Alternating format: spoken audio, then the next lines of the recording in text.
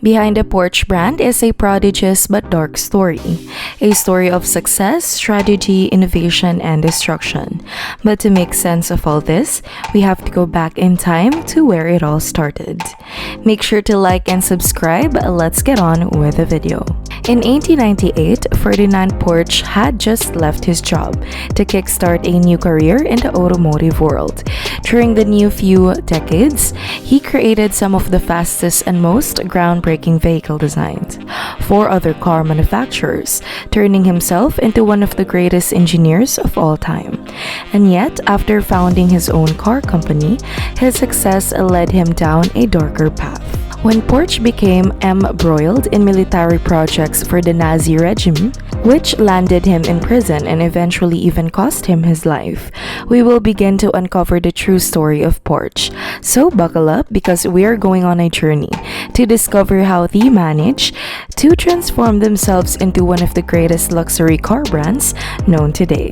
Ferdinand Porsche was born in September 1875 in a small village in the Austro-Hungarian Empire, now a territory of Czech Republic. While carriages, trains, and bicycles were the mainstream transportation at that time, and the very first automobiles were slowly spreading around the globe, Porsche grew up learning to trade of his own father, who ran a blacksmithing business. However, he never showed a personal interest in the family business and instead put his main focus on school, hoping to find his career elsewhere.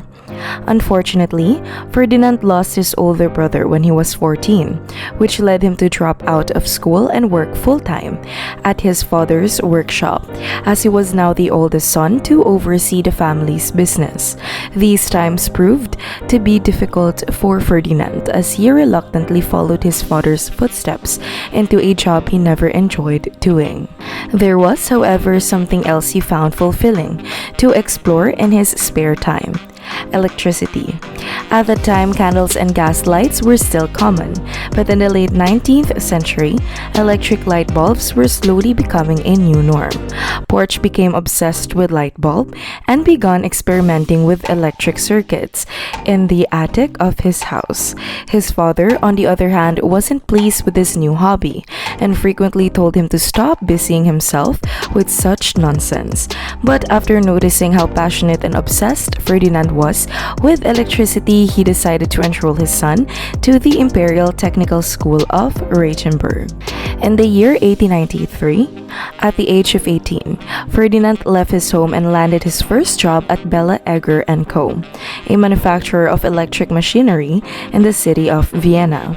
There, he was soon recognized for his traits as a brilliant and skilled engineer, and quickly rose through the ranks, becoming the man in charge. During his time at Bella Egger, Ferdinand Porsche built the company's first electric wheel hub motor. This electric motor was meant to be attached to any vehicle's wheels and makes it move directly. At that time, it was commonly just used for vehicles, but soon after, Ferdinand was developing other ideas for this motor.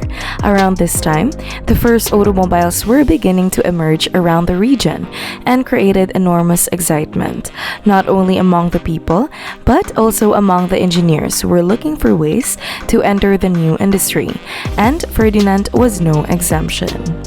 After 5 years working for Bella Egger, he decided to quit his job and started working for Jacob Lohner and Co., who had recently stopped producing carriages to focus on building self-powered vehicles.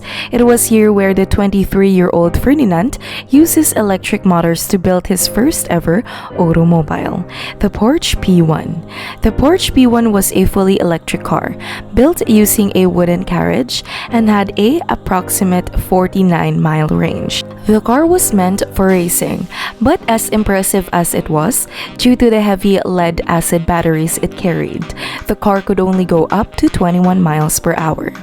It's important to note that the automobiles of that time were yet to be seen as a means of transportation. Instead, they were mostly built for competition and tested for racing all across Europe and America. Porsche continued to improve the design of his vehicle until 1900s, when he added an internal combustion engine to power the electric motors of the vehicle, thus creating the world's first gasoline-electric hybrid car, the Loner Porsche Electromobile. This new vehicle would go on to win at various motorsports events while breaking several Australian speed records, traveling at a top speed of 36 miles per hour. However, despite Porsche's hybrid vehicle being a brilliant mechanical work of art and far ahead of its time, it also demonstrated by why electric cars failed over the decades. The vehicle's short mile range and weight of almost 2 tons halted the development of an electric car for nearly a century. The partnership between Porsche and Loner ended a few years later, and soon after, the Astra Daimler car manufacturer recruited Porsche as their chief designer. Daimler, at the time, was the leader in the field of modern combustion engine, and it was here where Porsche designed his first purely petrol motor automobile, the Astra Daimler Maha. In 1908, his time at the company proved to be a big stepping stone in his career, leading to his big break in the racing world when he developed his next automobile, the Astra Daimler Model 27 by 80. This 85 horsepower vehicle was capable of reaching top speed of 85 miles per hour and was specifically built for the popular Prince Henry trial race in 1910, where it took a first, second, and third place victory. This win earned the young mechanic greater popularity and justified his designation as a professor at the company. However, when the First World War broke out in 1914, a massive rush to produce war supplies spread all over Europe, and the Astra Daimler manufacturer contributed large quantities of machinery to the Austro-Hungarian army. Porsche was also drawn into the fold and made a name for himself by creating groundbreaking designs for military aircraft and airship engines, as well as artillery tractors such as the M17 Goliath.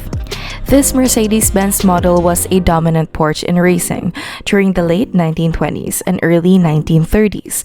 It won the 500 miles of Argentina in 1928 and continued its winning streak with victories in the Cordoba Grand Prix races and the Irish Grand Prix in 1930.